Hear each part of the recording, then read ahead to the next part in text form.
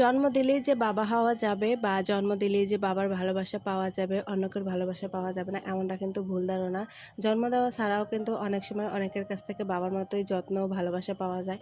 তো যাই হোক, হ্যালো বন্ধুরা, আসসালামু আলাইকুম। সবাই কেমন আছেন? আমি তো আলহামদুলিল্লাহ ভালোই আছি। তো আজকেও চিন্তা করলাম যে অনেকদিন ধরেই তো গোস্ত টোস্ত খাওয়া হয়েছে, তো একটু ভর্তা টর্তাও খাই। তো মোর হৌরেটা আজকে কতটি খারলা ডাঁটা আনছিলে। তো খারলা ডাঁটা অনেকেই হয়তো বা চেনে না, তো মুগো বরিশালেরা হয়তো বা খারলা ডাঁটাটা ভালোই চেনে। এটা প্রথমে সেদ্ধ দিতে হবে, একটু নুন দিয়ে সেদ্ধ দেবেন, হেলে কিন্তু কষটা চলে গেলে আর গলা ধরবে না, কারণ এটা কিন্তু অনেক গলা ধরে। এরপরে পেঁয়াজ, রসুন, মরিচ আর চিংড়ি মাছ দিয়ে এরপর হলুদ টাল দিয়ে একাল ভালো মতন ভাজতে হইবে। আর এরপরে এই সেদ্ধ করা যে খারলার ডাঁটাটাও সুন্দর মতন ভাজতে হবে, ভাজলে কিন্তু কালে খাইতেও ভালো লাগবে। আর এমন ভাজতে হবে যাতে গ্রানাই হয়ে যায় তখনই। আর এরপরে কিন্তু পাড়ায় বাটতে হবে, পাড়ায় বাটার ভর্তা কিন্তু অনেক ভালো লাগে খাইতে। ওই অনেকেই আছে ব্যালেন্ডার করে, ব্যালেন্ডারের সাথে কিন্তু পাড়ায় বাট দিয়ে খাইয়ে দেখবেন, ভর্তাগুলো খাইতে কিন্তু অনেক ভালো লাগে।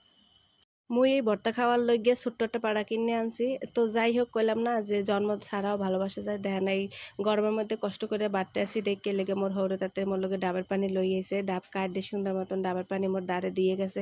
এর থেকে ভালোবাসা মনে হয় না আর কিছু হইতে পারে। মোর বাপের থেকে একটু কম না, বাপেও যতটুকু ভালোবাসে মোর হৌরের দিয়ে আমি অতটাই ভালোবাসা পাইছি আলহামদুলিল্লাহ। হয়তোবা এই হৌরের ভালোবাসা অনেকের কপালে থাকে না, কিন্তু আল্লাহ মোরে দেশে। তো সবাই দোয়া করবেন সারা জীবন যেন এরকম তারা ভালোই বাসতে পারে, আর মুইও জানি তাকে আদরের বউই থাকতে পারে।